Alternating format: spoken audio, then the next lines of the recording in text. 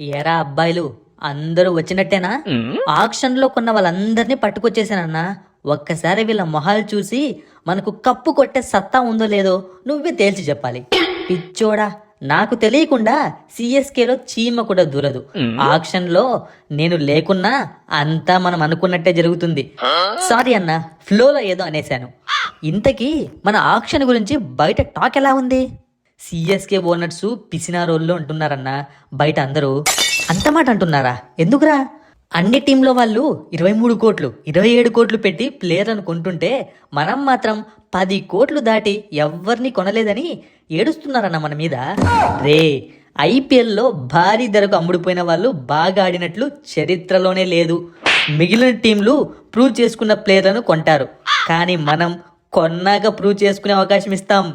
నువ్వేదంటే అదే అన్నా. ఎన్ని రోజులు రా ఇలా? నీకంటూ ఒక ఐడెంటిటీ ఉండాలి కదా.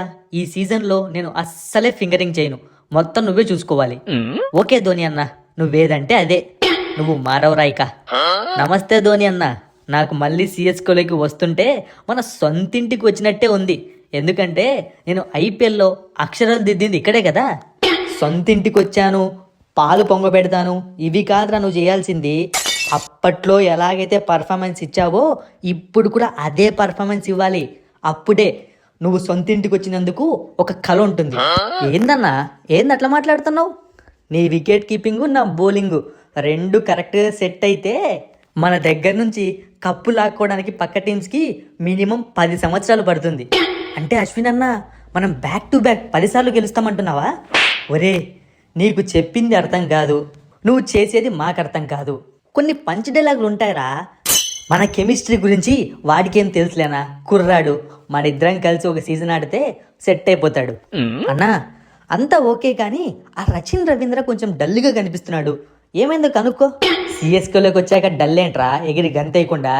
ఏంట్రా రచిన్, లాస్ట్ సీజన్ ఆడావు, సరిగ్గా ఆడుకున్నా సరే మళ్ళీ తీసుకున్నాము, హ్యాపీ ఫీల్ అవ్వకుండా ఆ మొహం ఏంట్రా అలా పెట్టావు?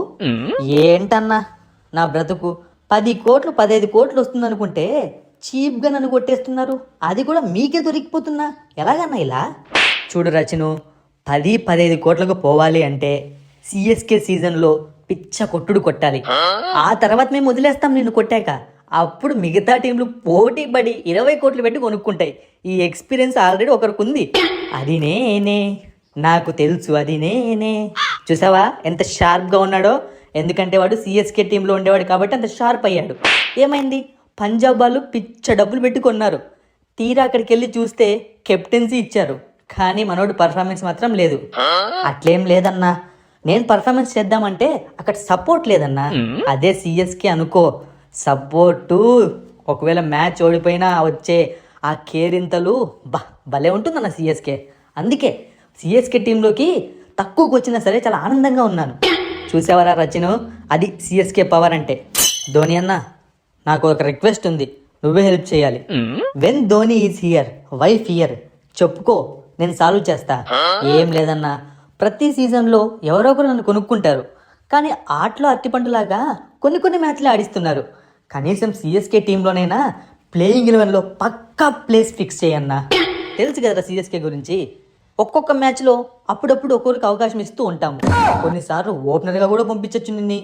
ఒక్క మ్యాచ్ ప్రూవ్ చేసుకున్నావు అనుకో, ఇక సిఎస్కే టీం నీకు దాసోహం అయిపోతుంది. కాబట్టి పర్ఫార్మెన్స్ మీద ఫోకస్ పెట్టు, ప్లేయింగ్ 11 మీద కాదు. ఓకే అన్న, తప్పకుండా నా శ్రాయ శక్తిలో ప్రయత్నిస్తాను. గుజరాత్ టీం కోసం పడిన కష్టం కన్నా డబుల్ కష్టం పడతాను. అది అలా ఉండాలి. కష్టాన్ని నమ్ముకున్నాడు నాశనమైనట్టు చరిత్రలో ఎక్కడా లేదురా. ధోని అన్న రిటైన్ చేసుకున్నారు, హ్యాపీ. కొత్త ప్లేయర్స్ వస్తున్నారు. నా ప్లేస్కి అయితే ఎసరు బెటర్ కదా. ఏం మాట్లాడుతున్నావురా, పిచ్చికి లేసిందా? రిటైన్ చేసుకున్నాము అంటేనే ప్లేయింగ్ గేమ్లో ఫిక్స్డ్ అని అర్థం. నిన్ను కాదని చెప్పి ఇంకెవరినైనా ఎందుకు తీసుకుంటావు నీ ప్లేస్లో? నువ్వు స్పిన్నర్లకు కొట్టే సిక్స్లకి సిఎస్కే ఫ్రాంచైజ్ మొత్తం ఫిదా అయిపోయింది. ఈసారి ఆ సిక్స్లు డబుల్ అవ్వాలి. ఆ సిక్స్లతో మనం కప్పు కొట్టాలి, గుర్తుపెట్టుకో. ఇక చూడన్నా, నువ్వు ఈ మాత్రం భరోసా ఇచ్చావు కదా, నేను ఆడించే ఆట ఎలా ఉంటుందో అందరూ చూసి షేక్ అయిపోతారు. ఇదన్నా మన వాళ్ళ పరిస్థితి. మొత్తానికైతే మంచి ప్లేయర్స్ ఉన్నారు. ఈసారి కప్పు కొడదామని ఫిక్స్ అయిపోయా అన్న యాజ్ ఏ కెప్టెన్గా. నా ఆశీస్సులు నీకు ఎప్పుడూ ఉంటాయరా. ఆ కప్ ఏదో ఈసారి మనం కొట్టేస్తే నేను కూడా ఈ ఐపీఎల్కి గుడ్ బై చెప్పి ప్రశాంతంగా నా వ్యవసాయం చేసుకుంటూ బ్రతుకుతానురా.